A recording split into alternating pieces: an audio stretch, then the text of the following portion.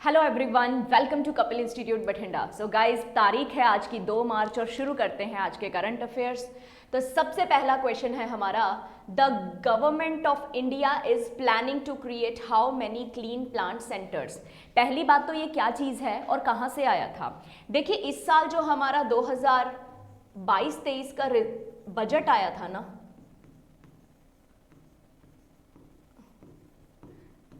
23-24 का, 22-23 का तो पिछले साल का था, इस साल का जो इस साल का जो हमारा बजट आया था, उस बजट के अंदर ये अनाउंस किया गया था कि हमारे देश में जो फ्रूट्स है ना, फ्रूट्स के प्रोडक्शन को इंक्रीज करने की ज़रूरत है, क्योंकि काफ़ी हद तक कुछ ऐसे फ्रूट्स हैं जिन्हें हम बाहर से मंगवाते हैं। तो बेटा, आत्मनिर्भर तो इस मामले में भी बनना पड़ेगा ना, कि फ्रूट्स वगैरह हम लोग जो हैं अपने खुद के उगाएं। ठीक है जी। तो फ्रूट्स को उगाना है और फ्रूट्स को उगाने के लिए ही कहा था सरकार ने कि क्लीन प्लांट सेंटर्स हम लोग बनाएंगे। ठीक है जी।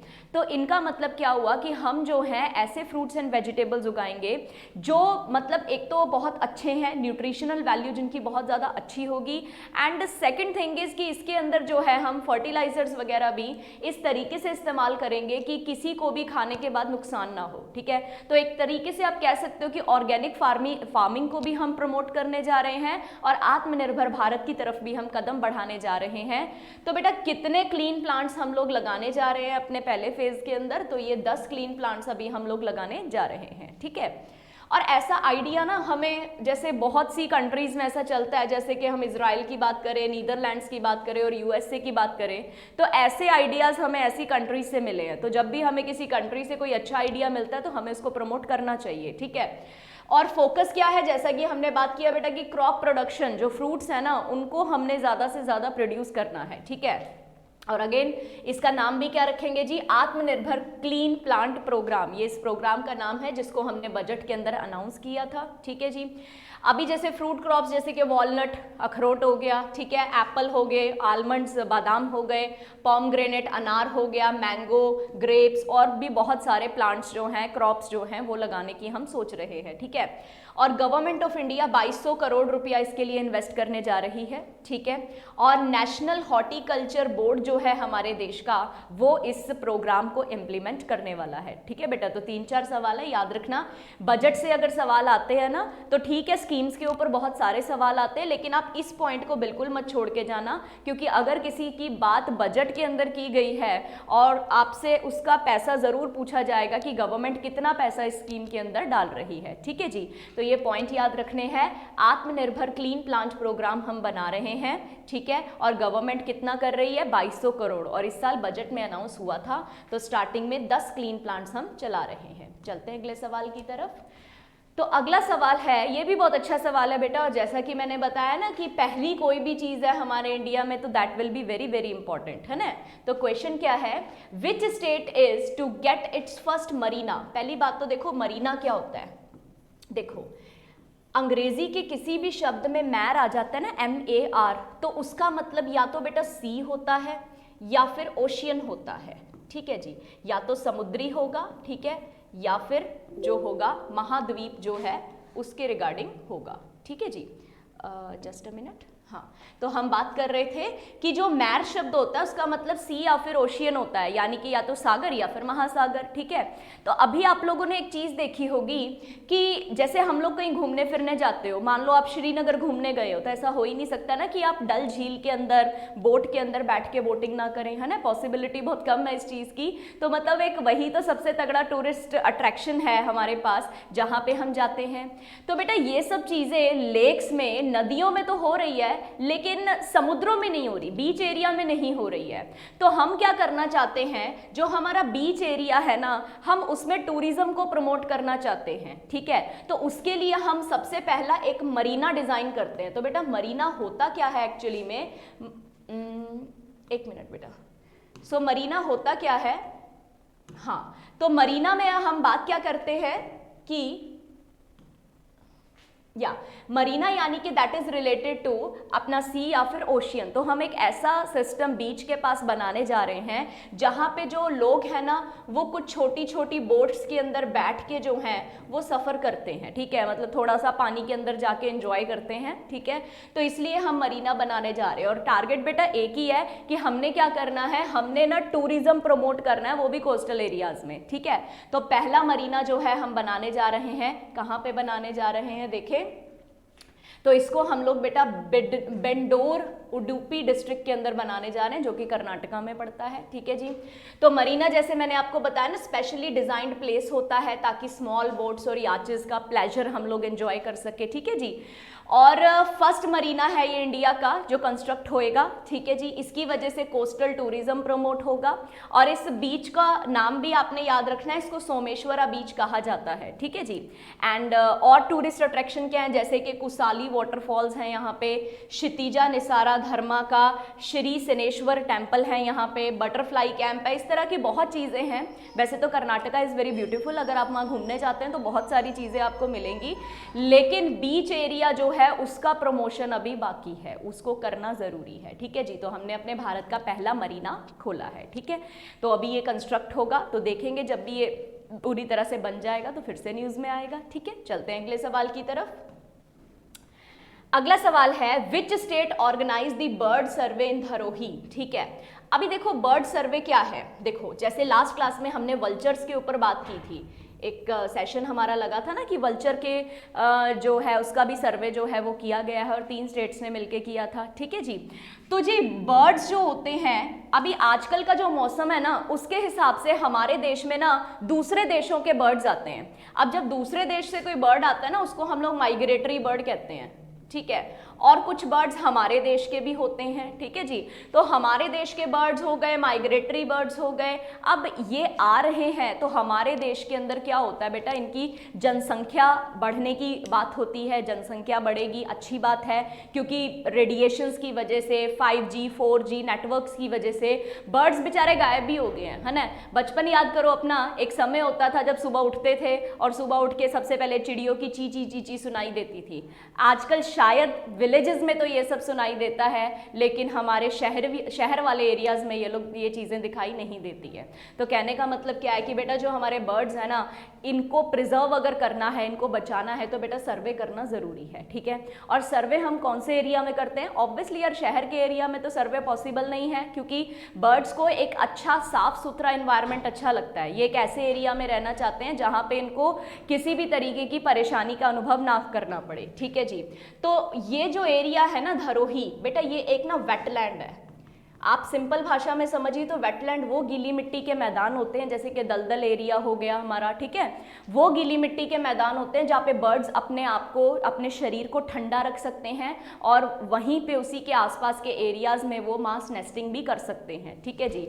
तो ऐसे जो बर्ड्स होते हैं ना, स्पेशली माइग्रेटरी बर्ड्स, वो आते हैं हमारे देश में अलग अलग वेटलैंड्स के अंदर, ठीक है। और वेटलैंड को प्रिजर्व करने के लिए रामसर कन्वेंशन भी हुआ था, शायद आप लोगों को याद हो, तो हम लोगों ने क्लास में इसको स्टडी भी किया हुआ है। तो रामसर कन्वेंशन 1971 के अंदर जो है वो हुआ था, 1971 में। रामसर बेटा ईरान की एक सिटी है, ईरान का एक शहर है, वहाँ पे बैठ के सभी देशों ने ये डिसाइड किया कि जो भी वेटलैंड है ना हमारे सबके देशों में, उन वेटलैंड्स का हम लोग ध्यान रखेंगे। उन वेटलैंड्स पे हम कोई कंस्ट्रक्शन नहीं करेंगे, कोई फैक्ट्री नहीं खोलेंगे, कोई हम इंडस्ट्री वाला काम नहीं करेंगे, क्योंकि ये वेटलैंड्स जो है वो बर्ड्स के लिए बहुत ज़रूरी होते हैं, ठीक है जी। तो इसलिए रामसर कन्वेंशन साइन हुआ जिसमें इंडिया ने भी पार्टिसिपेट किया।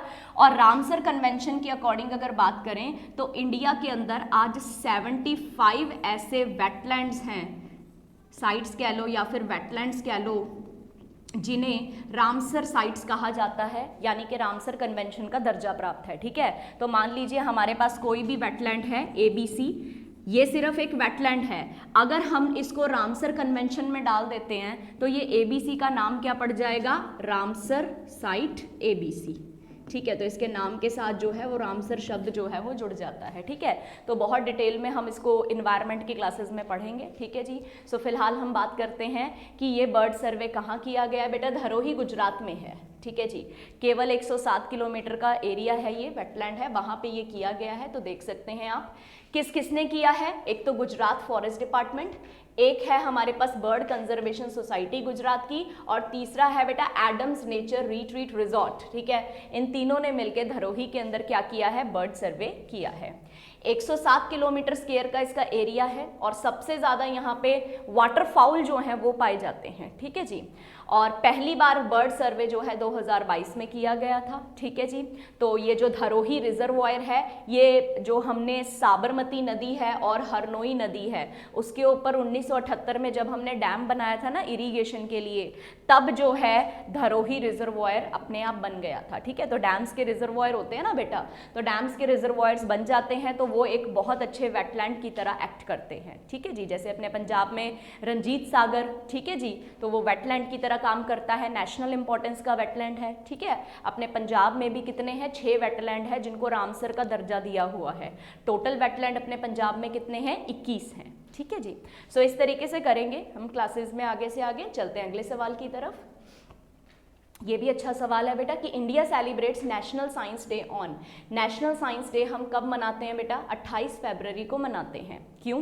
क्योंकि 28 फरवरी 1928 ये वो साल है जब हमारे सीवी रमन जी ने, हमारे इंडिया के बहुत ही तगड़े फिजिसिस्ट रहे हैं सीवी रमन, यानी कि फिजिक्स के ज्ञाता हैं। ठीक है, तो सीवी रमन जो है इन्होंने अपना रमन इफेक्ट दिया था। ठीक है, तो इनका रमन इफेक्ट जिस दिन दिया गया था, जिस तारीख को दिया गया था, उसी तारीख को हम क्या करते हैं, नेशनल साइंस डे सेलिब्रेट कर रहे हैं। ठीक है, तो 1986 के अंदर हमारी सरकार ने ये सोचा कि हम ऐसा दिन जो है सेलिब्रेट करें और तब से हम सेलिब्रेट कर रहे हैं। ठीक है जी। तो देखिए जी, नेशनल साइंस डे हम 28 फरवरी को मनाते हैं ताकि रमन इफेक्ट की डिस्कवरी दुनिया को हम बता सके। ठीक है, और रमन जो है, सीवी रमन जो है, इन्होंने रमन इफेक्ट को डिस्कवर किया था 1928 में और इनको नोबेल प्राइज से भी सम्मानित किया गया था 1930 में। जैसा कि आपको पता है कि जो हमारा नोबेल प्राइज़ है वो 6 फील्ड्स में दिया जाता है, तो उसी तरीके से एक फील्ड है हमारे पास भौतिकी जिसे हम फिजिक्स कहते हैं, तो फिजिक्स की फील्ड में भी जो है वो नोबेल प्राइज़ जो है वो दिया गया था इनको 1930 में। ठीक है जी। फिर national council for science and technology 1986 में इस दिन को डिक्लेयर कर देती है कि इस दिन हम लोग नेशनल साइंस डे मनाया करेंगे। ठीक है जी। तो थीम क्या है जी, global science for global wellbeing, यानी कि जो पूरे विश्व की साइंस है वो पूरे विश्व के उसके भले के लिए, उसके वेलबींग के लिए बननी चाहिए। ठीक है जी। सो ये तो है क्वेश्चन। अब हम चलते हैं कि रमन इफेक्ट क्या होता है। देखो, आप लोगों के दिमाग में कभी ना कभी ये आया होगा ना कि आसमान का रंग नीला क्यों होता है। जब हम सुबह उठते हैं और सूर्य उदय होता है तो वो वाला आसमान का हिस्सा लाल रंग का या फिर ऑरेंज कलर का क्यों दिखाई देता है। हम कहते हैं हिंदी फिल्मों के गाने में, पानी रे पानी तेरा रंग कैसा, जिसमें मिला दो उसी के जैसा। तो अगर पानी का कोई रंग नहीं है तो बचपन से जब आप पेंटिंग्स ड्रॉ करते आ रहे हैं तो पानी के अंदर, रिवर्स के अंदर, लेक्स के अंदर, सीज के अंदर ब्लू कलर क्यों भर रहे हैं भाई। वो ब्लू कलर के हमें दिखाई देते हैं इसीलिए तो भर रहे हैं। तो बेटा कहने का क्या मतलब है, हमारी दुनिया में हम जो कुछ भी देखते हैं ना, it all depends upon light. ठीक है, जो भी हमें भगवान ने प्रकाश दिया है ना, इस प्रकाश की वजह से ही हम सब कुछ देख पा रहे हैं। ठीक है, तो हमारा जो रिफ्लेक्शन होता है ना, प्रकाश का जो रिफ्लेक्शन होता है और उसका जो प्रतिबिंब बनता है, उसकी वजह से हमें कुछ चीज़ें दिखाई देती हैं। ठीक है, तो देखने के लिए सबसे ज़रूरी हमारे पास प्रकाश का होना है। ठीक है, आंखें भी ज़रूरी हैं, नो डाउट, लेकिन एक सीधी सी बात है कि अगर आपके पास प्रकाश नहीं होगा तो चाहे उल्लू की आंखें लगा के घूम लो भाई, तुमको नहीं दिखाई देगा। ठीक है जी। तो कहने का क्या मतलब है कि दुनिया में हमें बहुत चीज़ें दिखाई देती हैं। यही हादसा 1921 में सीवी रमन के साथ हुआ। 1921 की हम बात करें तो जी 1921 में ये इंग्लैंड से वापस आ रहे थे और वापस आते आते इन्होंने शिप का, जो है हम ज़्यादातर शिप का इस्तेमाल करते थे आने जाने के लिए। ठीक है, फ्लाइट्स का कम यूज़ होता था। तो शिप के अंदर ये जब आ रहे थे तो आते आते इन्होंने देखा कि यार ये समुद्र का पानी नीला क्यों दिखाई दे रहा है, आखिर कुछ तो रीज़न होगा ना। तो जैसे इनके दिमाग में सवाल क्लिक किया ना, वैसे ही साथ के साथ इन्होंने सोचा कि इसके ऊपर रिसर्च करेंगे। तो जब इन्होंने रिसर्च किया तो इनकी रिसर्च ने हमें रिजल्ट दिया कि देखो हमारा जो एयर होता है ना, हम सबके आसपास एयर है। ठीक है, देखो सीधी सी बात है, अगर आप आपको मेरी आवाज़ सुन पा रही है ना, वो सिर्फ इसीलिए क्योंकि हम सबके बीच में एयर है, ठीक है जी। अगर एयर नहीं होगी, एयर नहीं होगा तो हम एक दूसरे की बात सुन नहीं सकते, ठीक है। लेकिन अगर मैं लाइट की बात करूं तो लाइट को कोई फर्क नहीं पड़ता कि एयर है या नहीं है। आपने सुना होगा ना बचपन में कि लाइट तो वैक्यूम में भी ट्रेवल कर सकती है, ठीक है जी। तो एयर है या नहीं है, लाइट को फर्क नहीं पड़ता, लेकिन लाइट जो है इन छोटे छोटे एयर के पार्टिकल से रिफ्लेक्ट होती है बेटा। मान लीजिए लाइट इधर से आ रही है, जैसे इसके साथ टकराएगी साथ के साथ किसी और दिशा में वो चली जाएगी, ठीक है। यही तो हम पढ़ते हैं, रिफ्लेक्शन का सिद्धांत क्या है कि लाइट मस्त अपनी सीधी सीधी जा रही है, अब जैसे ही उसके रास्ते में कुछ आया साथ के साथ उसने अपना रिफ्लेक्शन शो कर दिया, ठीक है जी। अब ये जो रिफ्लेक्शन है, ठीक है, ये हमारे एटमॉस्फेयर के अंदर बहुत सारे पार्टिकल्स हैं, ठीक है। अब हर एक पार्टिकल अपना अपना जो है वेवलेंथ बताता है। तो यहाँ पे देखिए कि लाइट की जो वेवलेंथ है वो हमेशा चेंज हो जाती है जब वो मॉलिक्यूल से टकराती है, ठीक है जी। तो इस चीज़ को हम लोग क्या बोलते हैं, स्कैटरिंग कहते हैं, ठीक है। तो ये फंडा हम स्कैटरिंग में देखते हैं, ठीक है। अभी रमन साहब जो है कलर्स से कुछ ज़्यादा प्रभावित थे, तो उन्होंने सोचा कि यार एक्सपेरिमेंट करके देखते हैं। तो उन्होंने एक्सपेरिमेंट करके देखा, एक ग्लास प्रिज्म लिया, उसके अंदर से सूरज की किरण को पास करवाया और देखा कि वो कुछ कलर्स के अंदर टूट जाती है। याद करो डिस्पर्शन हमने अपनी क्लास में पढ़ा हुआ है, ठीक है। इसी डिस्पर्शन को ग्लास प्रिज्म की हेल्प से जब किया गया तो पता लगा कि जो मॉलिक्यूल्स होते हैं वो मॉलिक्यूल्स जो सबसे छोटे मॉलिक्यूल होते हैं ना, उस कलर को स्कैटर होता है फैलाना। जैसे आप दाल चावल साफ करते हो तो उसको पहले फैला लेते हो ना, फिर फैला के धीरे धीरे साफ करते हो। तो स्कैटर करने का मतलब भी बेटा फैलाव ही होता है, ठीक है जी, कि हमारा प्रकाश किन किन रंगों को फैला देता है। अभी छोटे छोटे कलर्स को फैलाएगा, जैसे कि ब्लू कलर, उसके मॉलिक्यूल्स, उसके पार्टिकल छोटे छोटे होते हैं, तो हमें आसमान ब्लू कलर का, पानी ब्लू कलर का दिखाई देता है। सूर्य उदय के समय और सूर्यास्त के समय लाल क्यों दिखाई देता है, क्योंकि लाल रंग के जो मॉलिक्यूल्स हैं वो बड़े हैं, तो उस समय वो सिर्फ बड़े मॉलिक्यूल्स को हमारी लाइट जो है रिफ्लेक्ट कर पाती है, स्कैटर कर पाती है। तो जो कर पाती है ना बेटा, जो कलर लाइट फैलाएगी ना वही हमें दिखाई देगा, बस सीधा सा सिद्धांत ये है, ठीक है। तो इसकी वजह से जो स्मॉलर वेवलेंथ है वो जल्दी स्कैटर हो जाती है, ठीक है। और ब्लू जो है वो सबसे छोटा है, तो सबसे ज़्यादा जो है वो ब्लू ही जो है वो इधर उधर फैलता है, जिसकी वजह से आसमान का रंग नीला और समुद्रों का और पानी का रंग भी हमको नीला दिखाई देता है, ठीक है जी। तो आपको एक रमन इफेक्ट की डायग्राम बताती हूँ जिससे आपको सब कुछ क्लियर हो जाएगा। देखो, जैसे ये जो रिफ्लेक्शन है या स्कैटरिंग की बात अगर हम करें तो ये तो लॉर्ड रेले ने भी एक बार बताया था, लेकिन सीवी रमन और लॉर्ड रेले में बहुत अंतर है, ज़मीन आसमान का। जैसे कि लॉर्ड रेले की ये जो लाइन है, इंसिडेंट लाइट, मतलब सूर्य से कोई भी प्रकाश आ रहा है, ठीक है, वो किसी चीज़ से टकरा के रिफ्लेक्ट हो रहा है, अलग अलग दिशाओं में जा रहा है, लेकिन उन्होंने कभी रंग को डिफाइन ही नहीं किया। उन्होंने कहा जैसा आ रहा है वैसा जा रहा है, ठीक है। सीवी रमन ने क्या कहा कि लाइट अगर आ रही है ना तो जा अलग अलग रंगों में रही है, ठीक है। तो ये काम किया था सीवी रमन ने। इधर देखिए आप, बैंगनी रंग में जा रही है, इधर लाल रंग में जा रही है, तो जिसको जैसी वेवलेंथ मिलती है। और पीछे आप देख सकते हैं आसमान का रंग जो है इधर से नीला और इधर से जो है वो लाल दिखाई दे रहा है। ये सब बेटा किसकी वजह से होता है, स्कैटरिंग की वजह से होता है, ठीक है जी। तो ये जो स्कैटरिंग का इफेक्ट है ये हमारे रमन साहब ने दिया था, इसीलिए इसको हम रमन इफेक्ट भी बोलते हैं, ठीक है। सो डॉक्टर सीवी रमन जो हैं उनकी वजह से आज हम नेशनल साइंस डे सेलिब्रेट कर पा रहे हैं। और बेटा साइंस का बहुत ही धमाकेदार क्वेश्चन बनता है स्कैटरिंग में, ठीक है, तो ध्यान में रखना है। चलते हैं अगले सवाल की तरफ। अगला सवाल है, Attukal Pongala festival celebrated annually in which state? किस स्टेट के अंदर ये मनाया जाता है? ये बेटा हमेशा केरल में मनाया जाता है। विश्व के बहुत बड़ी वीमेन गैदरिंग के अंदर ये आता है, मतलब महिलाओं का फेस्टिवल है, महिलाएं इकट्ठी होके मनाती हैं। तो देखिए ये फेस्टिवल जो है one of the world's largest religious gathering है विमेन की, मतलब बहुत ज़्यादा तादाद में जो है विमेन यहाँ पे इकट्ठा होती हैं। 10 दिन का ये फेस्टिवल चलता है और इसको अतुकल भगवती टेम्पल में मनाया जाता है, इसलिए नाम भी अतुकल ही रखा हुआ है, अतुकल पोंकला, ठीक है। और ये है त्रिवेंद्रम केरला के अंदर, और ये डेडिकेट किया गया है अतुकल भगवती, जिनको हम कनक्की देवी या फिर भद्रकाली भी कहते हैं। और बेटा पोंगल एक फेस्टिवल आप लोगों ने सुना होगा, ठीक है। पोंगल में क्या होता है, पोंगल का मतलब होता है टू बॉयल ओवर। जब हार्वेस्टिंग फेस्टिवल्स आते हैं ना साउथ इंडिया के अंदर, केरल, तमिलनाडु, तो ऐसे एरियाज के अंदर क्या होता है, पोंगल फेस्टिवल सेलिब्रेट करते हैं। यानी कि जो अपना चावल होता है ना, जब चावल की खेती आती है, ठीक है, तो उस समय वो चावल की क्या बनाते हैं, खीर बनाते हैं। तो राइस पुडिंग को हम खीर कहते हैं और वो सेलिब्रेट करते हैं इस प्रोग्राम को। तो इसमें भी इसी चीज़ का प्रसाद बनता है, इसीलिए इसका नाम ही अतुकल पोंकला रखा हुआ है, ठीक है जी। तो अच्छा क्वेश्चन है, फेस्टिवल से याद रखना है। अगले सवाल पे चलते हैं। विच स्टेट गवर्नमेंट लॉन्च्ड परिवार पहचान पत्र। अब ये परिवार पहचान पत्र जो है ना, ये कोई बेटा नई चीज़ नहीं है जो आज ही लॉन्च हुई है, ये 2015 में लॉन्च हो गई थी और हरियाणा ने की हुई है, ठीक है जी।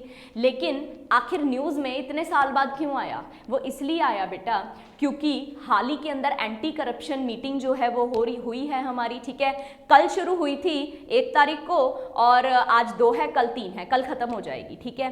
तो इस मीटिंग के दौरान परिवार पहचान पत्र के क्या क्या बेनिफिट्स हैं, इन्होंने इतने सालों में अब तक क्या क्या मतलब धुरंधर काम किए हैं, क्या क्या बेनिफिट हुए हैं आम जनता को, वो सब वहाँ पे दिखाया जाएगा, बताया जाएगा, ठीक है। सो इस वजह से दोबारा से इतने सालों के बाद हमें न्यूज़ में दिखाई दे रहा है। तो हो सकता है आपसे सीधा सवाल ही पेपर में पूछ लिया जाए कि परिवार पहचान पत्र हरियाणा सरकार ने किस साल में किया था, तो बेटा 2015 में किया था, ठीक है जी। तो हम देखें इसके कुछ पॉइंट्स। और ये कुछ वेलफेयर स्कीम्स हैं, आईटी बेस्ड होती हैं। और first anti corruption working group की मीटिंग जो G20 की हो रही है गुरुग्राम के अंदर, वहाँ पे इसको डिस्प्ले किया गया है, वहाँ पे बताया गया है।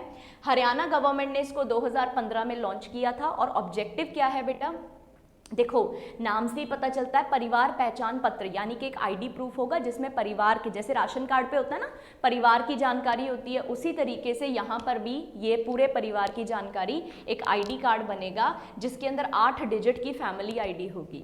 और जिन भी लोगों के पास ये कार्ड होगा तो वो गवर्नमेंट से बेनिफिट्स उठा सकते हैं, ठीक है जी। मतलब इतना सिंपल काम है ना कि गवर्नमेंट बेनिफिट्स को आप लोग अपने घर बैठे भी कर सकते हैं, क्योंकि ये ऑनलाइन प्रोग्राम है बेटा सारा, ठीक है जी। तो अपने घर बैठे अपने मोबाइल से भी जो है आप इजीली कोई भी गवर्नमेंट का बेनिफिट उठा सकते हैं, ठीक है। तो हरियाणा सरकार का ये बहुत अच्छा स्टेप उठाया था इन्होंने, बहुत अच्छी इन्होंने परिवार पहचान पत्र इन्होंने बनाया था, ठीक है जी। तो चलते हैं अगले सवाल की तरफ। तो अगला सवाल है, in which state did the president Droupadi Murmu inaugurate the 14th national culture festival. देखो ये जो नेशनल कल्चर फेस्टिवल होता है, ठीक है, ये क्यों मनाया जाता है, क्योंकि नेशनल मीन्स हमारा पूरा देश, और हमारे पूरे देश में जो डिफरेंट कल्चर हैं वो देखो कभी भी मरने नहीं चाहिए, ठीक है। एक देश का कल्चर उसको बहुत आगे तक लेके जा सकता है। तो ठीक है आप जितने मर्जी आधुनिक हो जाइए, लेकिन हमारा कल्चर, हमारा ट्रेडिशन तो खत्म नहीं होना चाहिए ना। तो उस कल्चर और ट्रेडिशन को जिंदा रखने के लिए नेशनल कल्चर फेस्टिवल हर साल किया जाता है और पूरे 9 दिन ये चलता है, ठीक है। इस साल 14th एडिशन जो है हम लोग कर रहे हैं, और कहाँ पे किया है बेटा, ये राजस्थान में। सो आप देखिए इसके कुछ पॉइंट्स, राजस्थान के बीकानेर में इसको इनॉग्रेट किया है, डॉक्टर करनी सिंह स्टेडियम जो है वहाँ पे पहली बार जो है राजस्थान में लगा है। और 25 तारीख को ये शुरू हो गया था बेटा और 5 मार्च तक ये चलेगा, ठीक है। और वही बात बेटा, मेन ऑब्जेक्टिव क्या है कि जो भी हमारा कल्चर है ना उसको हमने प्रिजर्व करना है, प्रमोट करना है, पॉपुलराइज करना है। हमारा कल्चर कभी भी खत्म नहीं होना चाहिए, ठीक है जी। तो इसके लिए हम लोगों ने ये नेशनल कल्चर फेस्टिवल जो है सेलिब्रेट किया है, ठीक है। तो नेशनल न्यूज़ है बेटा, याद रखना है इसको।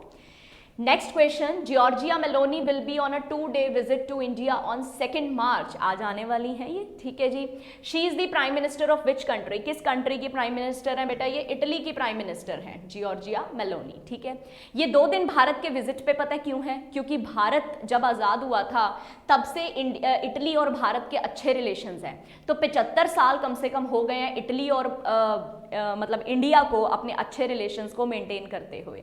और हाल ही में हमारे इंडिया में क्या हो रहा है बेटा, रायसेना डायलॉग हो रहा है। और रायसेना डायलॉग जो है ना उसके लिए किसी ना किसी चीफ गेस्ट को हम बुलाते ही हैं। तो इस साल हम इटालियन प्राइम मिनिस्टर को जो है बुला रहे हैं। तो देखिए आप देख सकते हैं इटालियन प्राइम मिनिस्टर जो है वो चीफ गेस्ट होने वाली हैं और स्पेशल स्पीकर भी होने वाली है 8वें रायसेना डायलॉग के, ठीक है। अभी रायसेना क्या है बेटा, रायसेना ना एक हिल है, पहाड़ी है, ठीक है, ये एक पहाड़ी है।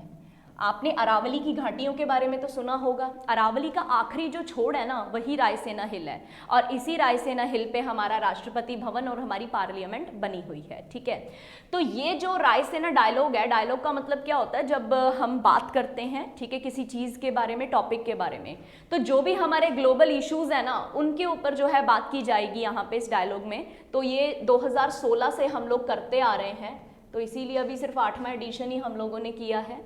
तो 2016 से हम रायसेना डायलॉग करते आ रहे हैं, और हर साल कोई ना कोई जो है हमारा चीफ गेस्ट होता ही है। तो इस साल हमारे चीफ गेस्ट जो हैं वो कौन है, जॉर्जिया मेलोनी। ठीक है, तो इंडियन प्राइम मिनिस्टर और उनके जो इटालियन काउंटर पार्ट यानी कि जो प्राइम मिनिस्टर ऑफ इटली हैं वो डिस्कस करेंगे किसी बाइलेटरल, रीजनल और ग्लोबल इश्यूज़ के ऊपर, और दोनों कंट्रीज़ के कैसे रिलेशंस हैं, अच्छे रिलेशंस हैं, उनको भी मेंटेन करने की कोशिश करेंगे। ठीक है, और 75 साल जो हैं ये लोग अपने डिप्लोमेटिक रिलेशंस के सेलिब्रेट कर रहे हैं। ठीक है जी, तो ये क्वेश्चन याद रखना है आपने। नेक्स्ट सवाल की तरफ चलते हैं हम लोग। अगला सवाल है, national protein day is observed across the nation on which date? किस दिन हम नेशनल प्रोटीन डे सेलिब्रेट करते हैं? तो देखिए बेटा, इसको हम लोग 27 फरवरी को सेलिब्रेट करते हैं, और इस साल हम 4th एडिशन ही मना पाए हैं। दैट मीन्स ये भी बहुत रिसेंट ही हमने शुरू किया है, 4 साल पहले ही शुरू किया है। ठीक है, तो पहली बार जो है हमने 2020 के अंदर इसको सेलिब्रेट किया था। ठीक है जी, तो इस बार 23 के अंदर जो है वो 4था एडिशन बन जाता है, 20, 21, 22, 23। ठीक है, तो इसमें क्या है, प्रोटीन डे, यार सीधी सी बात है, हम क्यों सेलिब्रेट कर रहे हैं? ताकि हम लोगों को प्रोटीन के इम्पोर्टेंस के बारे में जागरूक कर सकें। बचपन में पढ़ते थे ना अपन लोग कि प्रोटीन की कमी से ग्रोथ रुक जाती है। ठीक है, और प्रोटीन हमारी ग्रोथ को बढ़ाता है, चाहे हमारा मसल ग्रोथ है, चाहे हमारा बोन ग्रोथ है, बोन डेवलपमेंट है, हमारी हाइट बढ़नी है, हमारे नाखून, हमारे बाल बढ़ने हैं। तो ये सब चीज़ें किसकी वजह से बढ़ती हैं? सिर्फ और सिर्फ प्रोटीन की वजह से। और अगर हम अच्छे प्रोटीन्स नहीं खाते हैं तो हमें जो है प्रोटीन की कमी से ग्रोथ की प्रॉब्लम होनी शुरू हो जाती है। ठीक है, और प्रोटीन्स हमें देखो दूध में, दही में, दालों में, चने में, इन सब चीज़ों में प्रोटीन ही प्रोटीन है। पनीर के अंदर प्रोटीन है ना, पनीर तो सबको ही पसंद होता है। ठीक है, और थीम क्या है इसका? Easy access to protein for all. ठीक है, थीम ये रखा है कि सभी को ना आसानी से कम प्रोटीन तो मिल ही जाए। ठीक है, इतना तो हमारे लिए ज़रूरी है। तो हम पिछले 2020 से हम इसको इसीलिए सेलिब्रेट कर रहे हैं कि बेटा सभी को हम अवेयर करें कि उनको प्रोटीन की ज़रूरत है। ठीक है जी, और प्रोटीन क्या है? जैसा कि हमने बात किया, मसल मास बनाने के लिए या बॉडी की ग्रोथ करने के लिए एक मैक्रो न्यूट्रिएंट है जो हमारे लिए बहुत बहुत ज़रूरी है। ठीक है जी, तो चलते हैं अगले सवाल की तरफ। अगला सवाल है, ये भी अच्छा सवाल है बेटा, which state of north east will get the first ever compressed biogas plant project? ठीक है, पहले तो नहीं ये बायोगैस क्या होती है, कंप्रेस्ड बायोगैस प्लांट क्या है, ये समझते हैं।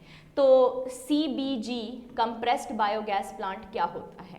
आपने बायोगैस के बारे में तो सुना होगा, जैसे कि शुरू में छोटे होते बचपन में आप किताबें पढ़ते होंगे कि जो गांव होता है, गांव में क्या करते हैं, किसान एक बड़ा सा खड्डा खोद लेते हैं और उसके अंदर जो है जितना भी बायो वेस्ट होता है उसको डाल देते हैं। बेटा बायो वेस्ट का मतलब क्या होता है? ऐसा वेस्ट पदार्थ जो एक जीवन से मिले, एक लाइफ, बायो का मतलब होता है लाइफ, एक जीवन से हमें क्या मिल रहा है? वेस्ट मटेरियल मिल रहा है। ठीक है, जैसे गाय है, भैंस है, उनका गोबर, काऊ डंग हो गया। ठीक है, सब्जियों के छिलके हो गए, तो ये सब चीज़ें इसके अंदर डाल दी जाती हैं खड्डे में, और यहाँ पे अर्थवॉर्म जो है, यानी कि जिसको हम लोग गंडारे बोलते हैं, ठीक है, जो अर्थवॉर्म्स होती हैं उनको छोड़ दिया जाता है। ठीक है, और ये अर्थवॉर्म क्या करती हैं? इसको जो है डिकम्पोज करती रहती है, करती रहती है, करती रहती है। इसीलिए इसकी क्या बन जाती है? इस सब से क्या बन जाती है? खाद बन जाता है, यानी कि मैन्योर बन जाता है। तो फार्मर उस खाद को इस्तेमाल कर लेता है, लेकिन इसी खाद को अगर हम थोड़ा सा और प्रोसेस करें, जलाएं इसको, तो हम क्या बना सकते हैं? बायोगैस बना सकते हैं। ठीक है, अभी बायोगैस जब लेटेस्ट कंसेप्ट आया था तो कई जगहों पे था, लेकिन अभी प्रॉब्लम क्या देखने को मिलती है बायोगैस से? देखो बेटा, इसके अंदर कार्बन डाइऑक्साइड बहुत होता है। ठीक है जी, हाइड्रोजन सल्फाइड बहुत ज़्यादा होता है, H2S होता है, और मीथेन तो देखो होता ही होता है। दुनिया जहान का कोई भी ऑर्गेनिक कंपाउंड का सवाल है ना, उसमें क्या होगा? मीथेन तो होगा ही होगा। अगर हम खाना खा रहे हैं ना, तो हमारे शरीर में भी जो गैस बनती है ना, वो मीथेन ही होती है। ठीक है, तो मतलब क्या है कि जो बायोगैस है उसमें ये सब कुछ है। अभी कंप्रेस करने का मतलब क्या हो गया कि अगर हम इस बायोगैस को कंप्रेस कर देते हैं तो बेटा उसका बेनिफिट सिर्फ ये हो जाएगा कि ये जो कार्बन डाइऑक्साइड है और हाइड्रोजन सल्फाइड है ये चला जाएगा, रह जाएगा अकेला मीथेन। तो मतलब कम से कम कुछ हद तक तो पोल्यूशन कम होगा ना, ठीक है जी। लेकिन मीथेन भी बेटा डेंजरस है, ड्रॉबैक है। मीथेन कोई ऐसी चीज नहीं है जो बहुत बढ़िया चीज है जो आप रख लेंगे, ठीक है। तो मीथेन के भी बहुत बड़े ड्रॉबैक्स हैं। ये हमारे ग्लोबल वार्मिंग में सहायता करती है, हमारी जो ओजोन लेयर है उसको डिप्लीट करने की कोशिश करती है, ठीक है जी। तो ये फिर भी चलो कंप्रेस्ड बायोगैस जो है वो फिर भी बायोगैस से थोड़ा ठीक है, ठीक है। और हम इसको नॉर्थ ईस्ट इंडिया में पहली बार लगाने जा रहे हैं। तो बेटा देखिए असम जो है, असम को जो है ये पहली बार मिलेगा, यहाँ पे लिखा नहीं हुआ, आप ऐड कर लीजिए। First ever compressed gas plant project north east India में डोमोरा पत्थर में लग रहा है। डोमोरा पत्थर सोनापुर में है, ठीक है। और इसको जो है रेडलमॉन्ट टेक्नोलॉजीज के द्वारा बनाया जा रहा है। उम्मीद है कि ये 2023 नवंबर के अंदर जो है वो पूरा काम करना शुरू कर देगा और हर दिन 5 टन जो है वो कम से कम बायोगैस जो है वो प्रोड्यूस करेगा।